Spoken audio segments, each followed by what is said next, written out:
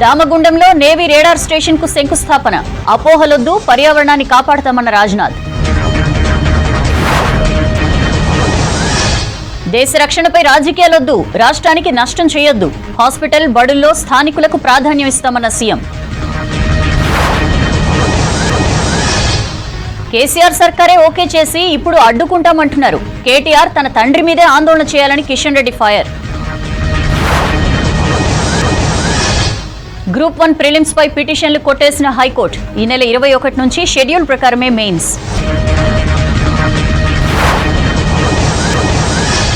Technical సమస్యతో లేటుగా DSC counselling. Posting అందుకున్న కొత్త టీచర్లు ఉద్వేగంతో కన్నీళ్లు. గురుకులాలు మూతపడాలనే తాళాల కుట్రన్న పొన్నం. బకాయిలపై భట్టి రివ్యూ, నిధుల విడుదలకు ఆదేశం.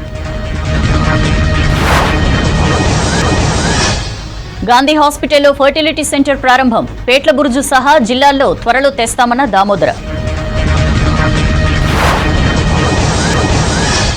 తమిళనాడు, తిరుపతిని ముంచెత్తిన భారీ వర్షం. రజనీకాంత్ ఇల్లు, పోయస్ గార్డెన్లోకి వరద నీరు.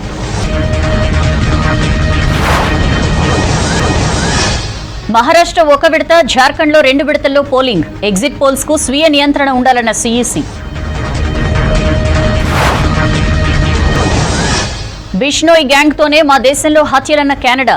నిరాధార ఆరోపణలు, పాత పాట పాడుతున్నారని భారత్ ఆగ్రహం. దేశాభివృద్ధిలో తెలంగాణ కీలక పాత్ర అన్నారు రక్షణ శాఖ మంత్రి రాజ్నాథ్ సింగ్. రక్షణ రంగ పరికరాల తయారీలో హైదరాబాద్ కు మంచి పేరుందని చెప్పారు. దామగుండంలో నేవీ రేడార్ స్టేషన్ కు సహకరిస్తున్నందుకు రాష్ట్ర ప్రభుత్వాన్ని అభినందించారు. మరోవైపు దేశ రక్షణపై రాజకీయాలొద్దన్నారు CM Revanth Reddy. Indo Pacific రీజియన్లో సవాళ్లు పెరిగాయన్నారు రక్షణ శాఖ మంత్రి రాజ్నాథ్ సింగ్. మహాసముద్రాల్లోని ఖనిజ సంపద కోసం దేశాల మధ్య పోటీ పెరిగిందని చెప్పారు. సముద్రాలపై ఆధిపత్యం చెలాయించే దేశాలు ఆర్థికంగా పటిష్టంగా ఉండగలవని తెలిపారు. వికారాబాద్ జిల్లా పోడూరు మండలం దామగుండంలో నేవీ రాడార్ స్టేషన్ కు సీఎం రేవంత్ రెడ్డితో కలిసి శంకుస్థాపన చేశారు రాజ్నాథ్ సింగ్. आज दुनिया के लगभग सभी बड़े देशों का ध्यान मैरीटाइम रिसोर्सेज की ओर जा रहा है। आज कई मिनरल्स, कई रेयर अर्थ इत्यादि जो समुद्र के अंदर पाए जाते हैं, इन मैरीन रिसोर्सेज को प्राप्त करने के लिए दुनिया के बड़े बड़े पावर्स हिंद महासागर क्षेत्र में आने के लिए होड़ लगा रखी है। तो चाहे वह व्यावसायिक दृष्टि से हो या फिर सिक्योरिटी का दृष्टिकोण हो, हर दृष्टि से हमारी नौसेना के लिए यह अत्यंत महत्वपूर्ण हो जाता है। उसके कम्युनिकेशन सिस्टम का मजबूत होना यह और अधिक आवश्यक हो जाता है। 10 ఏళ్లలో దేశ భద్రత మెరుగైందన్నారు రాజ్నాథ్ సింగ్. దేశ రక్షణలో దామగుండం నేవీ రాడార్ స్టేషన్ కీలకం కానుందని చెప్పారు. ఈ స్టేషన్ నిర్మాణానికి ముందుకొచ్చిన రాష్ట్ర ప్రభుత్వాన్ని అభినందించారు. దేశ భద్రత విషయంలో రాజకీయాలు చేయడం సరికదన్నారు. దేశాభివృద్ధిలో తెలంగాణ కీలకంగా మారిందన్నారు రక్షణ శాఖ మంత్రి. रेवंत रेड्डी जी का भी विशेष योगदान के लिए मैं तहे दिल आभार व्यक्त करता हूं। जैसा उन्होंने कहा कि राजनीति का मतलब यह नहीं है कि जो देश हित में काम हो उसे न किया जाए, और बड़े दिल के साथ उन्होंने इस काम को किया है। हम सभी जानते हैं राजनीति केवल सरकार बनाने के लिए नहीं की जाती है, राजनीति यदि की जाती है तो देश बनाने के लिए राजनीति की जाती है। शायद इसी भाव से उन्होंने सहज रूप से अपना पूरा सहयोग प्रदान किया है। దేశ రక్షణ సంస్థలకు హైదరాబాద్ కేంద్రంగా ఉందన్నారు సీఎం రేవంత్ రెడ్డి. దామగుండం రాడార్ స్టేషన్పై చాలా మంది వివాదాలు చేయాలని చూశారని విమర్శించారు. ఈ రాడార్ స్టేషన్లో నిర్మాణంతో ఎవరికి ఎలాంటి నష్టం లేదన్నారు సీఎం రేవంత్. తమిళనాడులో 34 ఏళ్లుగా స్టేషన్ ఉన్నా ఇబ్బందులు లేవని చెప్పారు.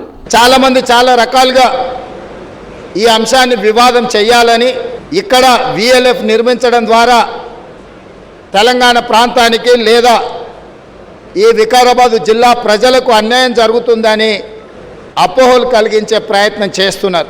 నేను ఒక మాట స్పష్టంగా చెప్పదలుచుకున్నా.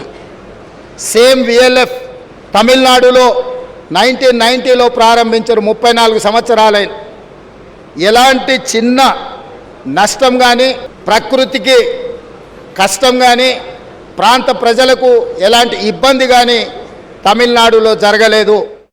కేసీఆర్ ప్రభుత్వంలోనే రాడార్ స్టేషన్కు అనుమతులు వచ్చాయన్నారు ముఖ్యమంత్రి. రాడార్ స్టేషన్ నిర్మాణానికి ప్రభుత్వం సహకారం ఉంటుందని చెప్పారు. దేశ రక్షణపై రాజకీయాలు చేయబోమని కేంద్రంతో కలిసి నడుస్తామన్నారు రేవంత్. దేశం ఉంటేనే మనం ఉంటాం, మనం ఉంటేనే మన ప్రాంతం అభివృద్ధి జరుగుతుంది. దేశ రక్షణ కోసం ఏర్పాటు చేస్తున్న ప్రాజెక్టులను కూడా రాజకీయాల కోసం వివాదం చేసే ప్రయత్నం చేసే వాళ్లకు కనువిప్పు కలగాలి. 2017లోనే వాళ్ళు ఉన్నప్పుడే ఈ భూ కేటాయింపు బదలాయింపు కానీ, అదేవిధంగా ఈ చెట్లు వీటిని ఇంకా ఫారెస్ట్ను అభివృద్ధి చేయడానికి నిధులు తెలంగాణ రాష్ట్రానికి ఇవ్వడం కానీ పూర్తి స్థాయిలో గత ప్రభుత్వంలోనే ఈ నిర్ణయాలన్నీ జరిగినాయి. దామగుండంలో నేవీ రాడార్ స్టేషన్ భూమి పూజ కార్యక్రమంలో కేంద్ర మంత్రి బండి సంజయ్, అసెంబ్లీ స్పీకర్ గడ్డం ప్రసాద్, కొండ విశ్వేశ్వరరెడ్డితో పాటు నేవీ ఉన్నతాధికారులు పాల్గొన్నారు. రాడార్ స్టేషన్ నిర్మాణానికి అటవీ శాఖకు చెందిన 2900 ఎకరాలను రాష్ట్ర ప్రభుత్వం 6 నెలల కిందటే నేవీకి ఇచ్చింది. దామగుండంలో రాడార్ స్టేషన్తో పాటు టౌన్షిప్ నిర్మించనున్నారు. ఇందులో స్కూల్స్, హాస్పిటల్, బ్యాంక్, మార్కెట్ వంటి సదుపాయాలు కల్పించనున్నారు. నేవీ యూనిట్లో దాదాపు 600 మంది ఉద్యోగులు, ఇతర సిబ్బంది ఉండే అవకాశాలు ఉన్నాయి. టౌన్షిప్లో దాదాపు 2 నుంచి 3,000 మంది నివసించే ఛాన్స్ ఉంది. నేవీ రాడార్ స్టేషన్ను 2027లోగా పూర్తి చేయాలని లక్ష్యంగా పెట్టుకున్నామన్నారు అధికారులు.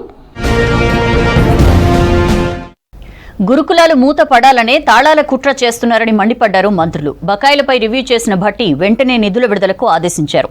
ఇటు వైద్య రంగాన్ని పేదలకు మరింత చేరువ చేస్తామన్నారు మంత్రులు. గాంధీలో ఫర్టిలిటీ సెంటర్, ఐవీఎఫ్ సేవలను ప్రారంభించారు. జువైనల్ హోంలో పిల్లలకు సత్ప్రవర్తన వచ్చేలా ప్రభుత్వం చర్యలు తీసుకుంటుందని చెప్పారు మినిస్టర్స్.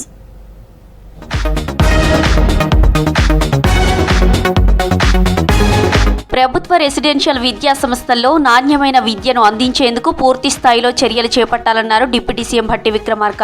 సెక్రటేరియట్లో ప్రభుత్వ రెసిడెన్షియల్ విద్యా సంస్థల కార్యదర్శులతో ప్రత్యేక సమీక్ష నిర్వహించారు డిప్యూటీ సీఎం. బోధన జరుగుతున్న తీరుపై నిపుణులతో పర్యవేక్షణ జరిపించి ఉపాధ్యాయులకు అవసరమైన సూచనలు, సలహాలు ఇప్పించాలని సూచించారు. విద్యార్థుల మెస్, కాస్మెటిక్స్ బిల్లులు పెండింగ్ లేకుండా ఎప్పటికప్పుడు చెల్లిస్తున్నామన్నారు. అధికారులు ఈ విషయాలకే పరిమితం కాకుండా బోధనలో నాణ్యతను పెంచేందుకు అవసరమైన చర్యలు తీసుకోవాలని ఆదేశించారు.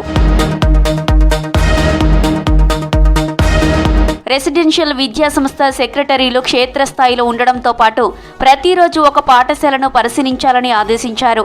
నెలాఖరులోగా కార్యదర్శులు ఎన్ని విద్యా సంస్థలను సందర్శించారు, ఏ అంశాలను గమనించారు, ఏ చర్యలు చేపట్టారో నివేదిక ఇవ్వాలన్నారు. ప్రధానంగా అద్దె భవనాల్లో ఉన్న రెసిడెన్షియల్ పాఠశాలలపై ప్రత్యేక దృష్టి సారించాలన్నారు డిప్యూటీ సీఎం.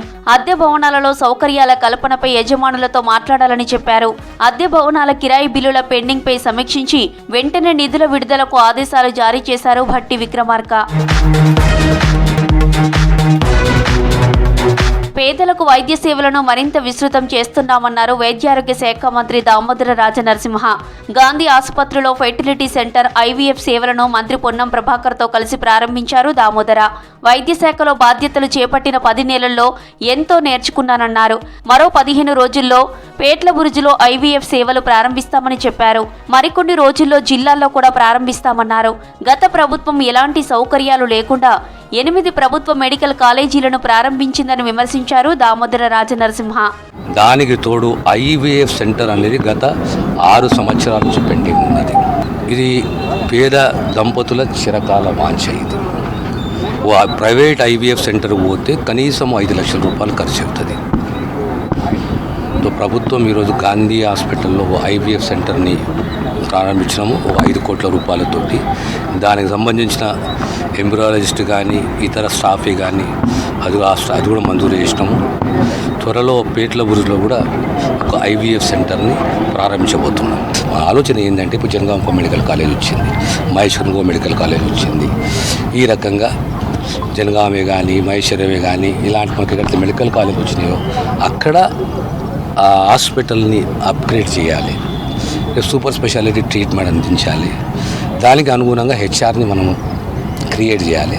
ఆ ఆలోచన ప్రభుత్వం. ఖమ్మం నగరంలో మౌలిక సౌకర్యాలు కల్పించేందుకు కృషి చేస్తానన్నారు మంత్రి తుమ్మల నాగేశ్వరరావు. నగరంలోని 46వ డివిజన్ సారథి నగర్లో స్టోర్మ్ వాటర్ డ్రైన్ పనులకు మంత్రి శంకుస్థాపన చేశారు. గత వరదల సమయంలో లోతట్టు ప్రాంత ప్రజల బాధలను దృష్టిలో ఉంచుకొని ₹1 కోటి వ్యయంతో కాలువ నిర్మాణానికి ప్రణాళిక సిద్ధం చేశామన్నారు. తర్వాత నగరంలోని షాదీఖానాలు, మసీదుల మరమ్మతుల కోసం ₹1,00,000 చెక్కులను ఆయా మసీదు కమిటీలకు అందజేశారు. బయట వాళ్ళు వచ్చి ఖమ్మాన్ని చూసి నేర్చుకోవాలి తప్ప మీరు అందరూ కలిసిమెలిసి ఉంటే అంతకంటే నాకు ఆనందం ఉండదు అని చెప్పి మీకు ఈ సందర్భంగా మనం చేసుకుంటూ కమిషనర్ గారికి, ఉద్యోగస్తులందరికీ శానిటేషన్ మీద ఇంకా దృష్టి పెట్టాలి. కాబట్టి ప్రజలను కూడా చైతన్యం చేసి వాళ్ళు వేసేటటువంటి చెత్త తప్పనిసరిగా మీరు ఇచ్చినటువంటి తడి చెత్త పొడి చెత్త దాంట్లోనే ఉంచి దాన్ని ఎక్కడా కూడా ఇంకా ఏమైనా పనులుంటే కూడా ఫేజ్డ్ మేనర్లో ఖమ్మం పట్టణాన్ని ఆరోగ్యంగా ఉంచడానికి, అందంగా ఉంచడానికి నా ప్రయత్నం నేను చేస్తానని చెప్పి విజ్ఞప్తి చేస్తూ, గురుకులాలపై BRS working president KTR tweet చేయడంపై మంత్రి పొన్నం ప్రభాకర్ ఫైర్ అయ్యారు. పిల్లలతో రాజకీయాలు చేస్తూ ట్వీట్లు చేయడానికి సిగ్గుండాలని మండిపడ్డారు. పిల్లల భవిష్యత్తుపై ప్రేమ ఉంటే బీఆర్ఎస్ ప్రభుత్వం అధికారంలో ఉన్నప్పుడు ఎందుకు సొంత భవనాలు కట్టించలేదని ప్రశ్నించారు. అద్దె భవనాలకు తాళాలు వేయడం వెనుక ఎవరున్నా వదిలిపెట్టేది లేదన్నారు పొన్నం ప్రభాకర్. గురుకుల పాఠశాలల బంద్ చేసి అవకాశం లేకుండా చేస్తే జిల్లా కలెక్టర్లకు, జిల్లా ఎస్పీలందరికీ ఆదేశాలు ఇస్తా ఉన్నాం. అటువంటి చర్యలకు పాల్పడ్డ వారిపై క్రిమినల్ చర్యలు తీసుకోమని కోరుతా ఉన్నాం. పాత బకాయిలు ఇవ్వకపోతే పాత బకాయిలను వసూలు చేసుకొని ఆనాడు అడిగే ధైర్యం కూడా లేని మీరు ఇవాళ మీరు పాఠశాలలు మోసిస్తారా? ఇది మంచి పద్ధతి కాదు. మీ పట్ల సానుకూలంగా ప్రభుత్వం ఆలోచన చేస్తోంది. బాల నేరస్తులుగా వచ్చిన వారిలో పరివర్తన తెచ్చేందుకు మహిళా సంక్షేమ శాఖ ఏర్పాట్లు చేస్తోందన్నారు మంత్రి సీతక్క. సైదాబాద్లోని జువైనల్ హోమ్ను సందర్శించారు మంత్రి. ఇది శిక్షా కాలం కాదు, శిక్షణ కాలం అని తెలిపారు. వాళ్ళకి కావలసిన ఎడ్యుకేషన్, వృత్తిపరమైన కోర్సులను నేర్పిస్తున్నట్లు చెప్పారు. టాటా టెక్నికల్ సపోర్ట్తో సాంకేతిక పరిజ్ఞానం నేర్పిస్తున్నామన్నారు. త్వరలో సత్ప్రవర్తన తీసుకొచ్చి ఇంటికి పంపిస్తామన్నారు మంత్రి సీతక్క. వాళ్ళలో మంచి పరివర్తన రావాలి. అట్లనే వాళ్ళకు కావాల్సినటువంటి ఎడ్యుకేషన్ కానీ ఇతర టెక్నికల్గా వాళ్ళు ఏదైనా కోర్సెస్ కానీ అవి కూడా నేర్పించడం కోసం ఇప్పుడు టాటా ఇన్స్టిట్యూషన్స్తో కూడా ఈ యొక్క స్పెషల్ అబ్జర్వేషన్ హోమ్లో ఒక 3-4 మెంబర్స్ని పెట్టి వాళ్ళకి కావాల్సినటువంటి ట్రైనింగ్స్ కూడా ఇప్పించడం జరుగుతూ ఉంది. ఇటీవల కొత్తగా నియామకమైన ఏఈలకు శిక్షణ కార్యక్రమం ప్రారంభమైంది. కార్యక్రమానికి మంత్రి సీతక్క చీఫ్ గెస్ట్ గా హాజరయ్యారు. కొత్తగా నియమితులైన ఏఈలకు అభినందనలు తెలిపారు మంత్రి. ప్రభుత్వానికి మంచి పేరు తెచ్చేలా, సమాజంలో మంచి గుర్తింపు తెచ్చుకునేలా నిబద్ధతతో, అంకిత భావంతో ప్రజలకు సేవలు అందించాలని ఏఈలకు సూచించారు సీతక్క.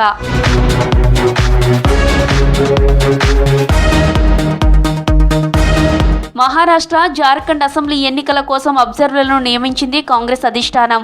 రాష్ట్రం నుంచి 3కి చోటు దక్కింది. జార్ఖండ్ అబ్జర్వర్గా డిప్యూటీ సీఎం భట్టి విక్రమార్కను నియమించిన అధిష్టానం మహారాష్ట్ర అబ్జర్వర్లుగా ఉత్తమ్, సీతక్కను నియమించింది. అధికారంలో ఉన్నప్పుడు దామగుండంలో రేడార్ స్టేషన్కు అనుమతులిచ్చిన బీఆర్ఎస్ ఇప్పుడు వ్యతిరేకిస్తూ రాజకీయాలు చేస్తోందని అన్నారు బీజేపీ నేతలు.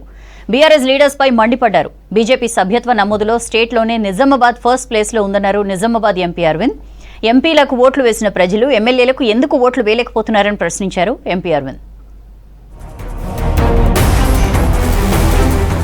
బీఆర్ఎస్ ప్రభుత్వం ఉన్నప్పుడే దామగుండం రాడార్ స్టేషన్కు అన్ని అనుమతులు వచ్చాయన్నారు కేంద్ర మంత్రి కిషన్ రెడ్డి. ఇప్పుడు ధర్నాలు, ఆందోళనలు చేసి కావాలనే రాజకీయాలు చేస్తున్నారని మండిపడ్డారు.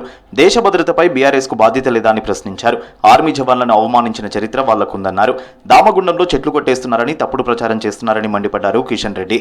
నష్టపోతున్న చెట్ల కోసం అటవీ శాఖకు 134 కోట్లు పరిహారంగా ఇస్తున్నామన్నారు. తెలంగాణకి గర్వకారణంగా ఉండబోయేటువంటి ప్రాజెక్టు కొంతమంది రాజకీయాలు చేయడము, టిఆర్ఎస్ పార్టీ కేసీఆర్ కుటుంబము 2 నాల్కల ధోరణితో వివరించడం. మీరు అధికారంలో ఉన్నప్పుడు జీవోలు తీస్తారు, పని మొదలు పెడదామని ముందుకు రాగానే సికింద్రాబాద్ లో ఉన్నటువంటి బైసన్ పోలో ల్యాండ్ మాకు సెక్రటరియట్ కి ఇవ్వండి, అప్పుడు మాత్రమే మేము పంచనామా చేసి ల్యాండ్ హ్యాండ్ ఓవర్ చేస్తామని చెప్పారు. అధికారంలో ఉన్నప్పుడు ఒక మాట, ప్రతిపక్షంలో ఉన్నప్పుడు ఒక మాట, ఏ రకంగా మాట్లాడతారో ఇదొక తాజా ఉదాహరణ. దేశ భద్రత వ్యవస్థ ఏర్పాటును వ్యతిరేకించడం అంటే దేశ ప్రయోజనాలను వ్యతిరేకించినట్లే అని అన్నారు కేంద్ర హోంశాఖ సహాయ మంత్రి బండి సంజయ్. అధికారంలో ఉన్నప్పుడు రాడార్ వ్యవస్థకు అనుమతిచ్చి ఇప్పుడు వ్యతిరేకించడం ఏమిటని బీఆర్ఎస్ ను ప్రశ్నించారు. రాడార్ వ్యవస్థను వ్యతిరేకిస్తూ ధర్నా చేసిన కేటీఆర్ తీరుపై మండిపడుతూ Bandi Sanjay press note release చేశారు. కేటీఆర్ కు నిజంగా చిత్తశుద్ధి ఉంటే కేసీఆర్ ఫామ్ హౌస్ ఎదుట ధర్నా చేయాలన్నారు. రాడార్ వ్యవస్థ ఏర్పాటుకు అనుమతిస్తూ భూముల బదలాయింపునకు ఎందుకు అంగీకారం తెలిపారో కేసీఆర్ ను నిలదీస్తే బాగుండేదని అన్నారు. తెలంగాణ ప్రజలు బీఆర్ఎస్ నేతల తీరును అసహించుకుంటున్నారని చెప్పారు బండి సంజయ్.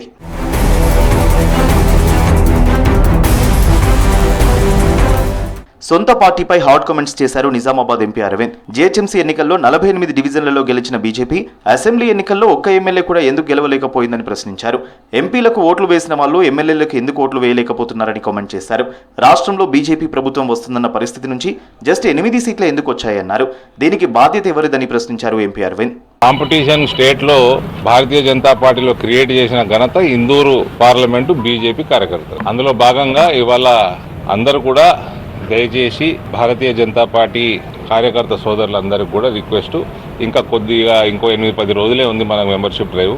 దయచేసి చాలా చురుకుగా పాల్గొని మన భారతీయ జనతా పార్టీ కుటుంబాన్ని ఇంకింత విస్తరించదామని తెలంగాణలో కోరుతాం. చదువు ఉంటేనే ఈ పోటీ ప్రపంచంలో నెగ్గగలమన్నారు కేంద్ర మంత్రి కిషన్ రెడ్డి. అంబర్పేట్ నియోజకవర్గం పటేల్ నగర్ సిఎల్పి ప్రభుత్వ ఇంగ్లీష్ మీడియం స్కూల్లో నోట్బుక్స్ పంపిణీ చేశారు కిషన్ రెడ్డి. ఈ సొసైటీలో కష్టపడి చదివితేనే ఉన్నత స్థాయికి ఎదుగుతారని అన్నారు. భారత సేవాశ్రమ ఆధ్వర్యంలో గత 7 ఏళ్లుగా ప్రతి ఏటా ఈ పాఠశాలలో నోటు పుస్తకాలు పంపిణీ కొనసాగుతోంది. దేశంలో మరోసారి ఎన్నికల నగారా మోగింది. మహారాష్ట్ర, జార్ఖండ్ అసెంబ్లీ ఎన్నికల నోటిఫికేషన్ విడుదల చేసింది ఈసీ. మహారాష్ట్రలో సింగిల్ ఫేజ్లో పోలింగ్ జరగనుండగా జార్ఖండ్లో 2 విడతల్లో ఎన్నికలు జరగనున్నాయి. అలాగే వయనాడ్ ఎంపీ సీట్తో పాటు 48 ఎమ్మెల్యే సెగ్మెంట్ల బైపోల్కు గ్రీన్ సిగ్నల్ ఇచ్చింది సిఈసీ.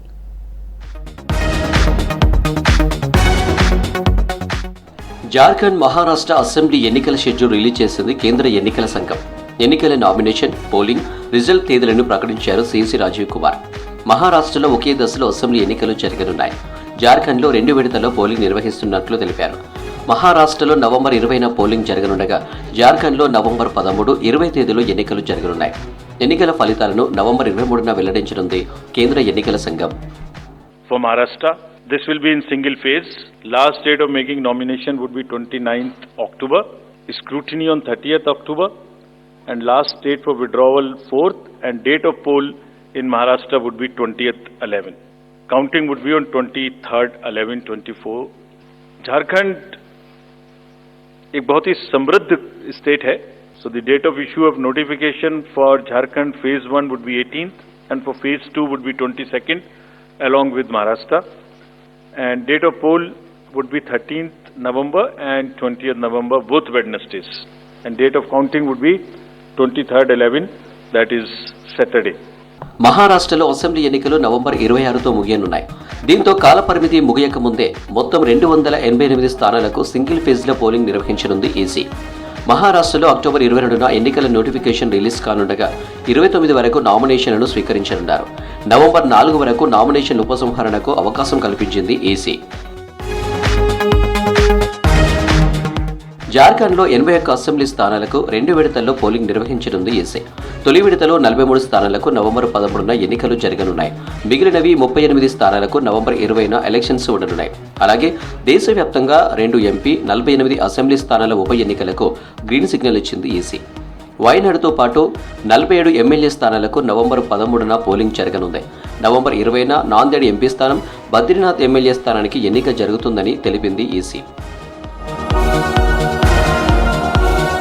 ఎగ్జిట్ పోల్స్ ప్రజల్ని గందరగోళానికి గురి చేస్తున్నాయన్నారు CEC Rajiv Kumar.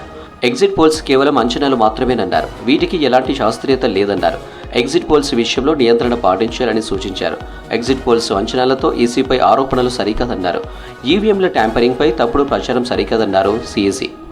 Exit polls के एक एक्सपेक्टेशन सेट करने की वजह से एक बहुत बड़ा, लेट मी एक्सप्लेन, एक बहुत बड़ा डिस्टॉर्शन पैदा हो रहा है. That's all for now.